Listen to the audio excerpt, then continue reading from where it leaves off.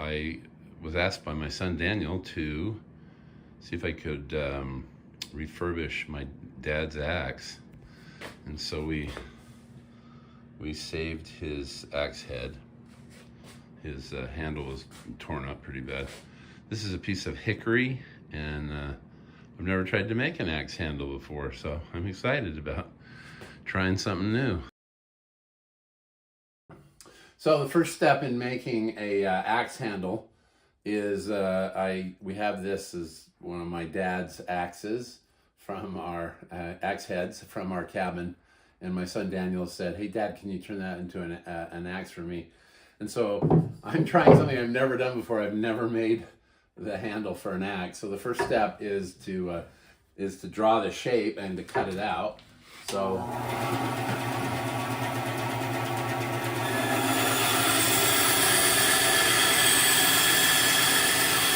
one of the next steps is to rough out the shape now that I cut it out on the bandsaw, and then I'm just going to start taking the edges off of it. I get to use a bunch of tools. That's one of the reasons I'm excited about doing this project. I have all these tools I've never used before, and I think this is called a pull knife.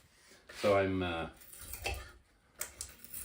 basically pulling off the edges and get a bunch of shavings from that. I'm also going to use a spoke shave, also, which I've never used before.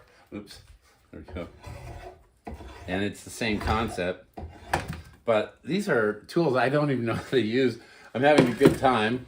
I do know how to use a Surform tool, so that I know how to do, and I do know how to use a file, and I know how to use my trusty sander, so we'll see where this goes from here.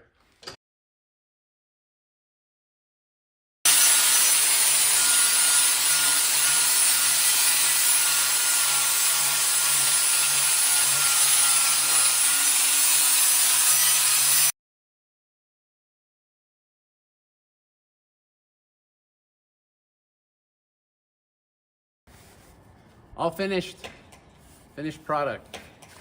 So from this to this, and that's usually how I would guess most people do the videos. What they're not talking about is this mistake and this mistake, and this is a mistake. This is the template got cut off from the side so that if I ever decide to go through this torture again. Anyway, pretty proud of this. There are some things that I do when I start them, I think I can do that. And then there are things that I think I can do that, and then I start and I'm just like, this is really tough.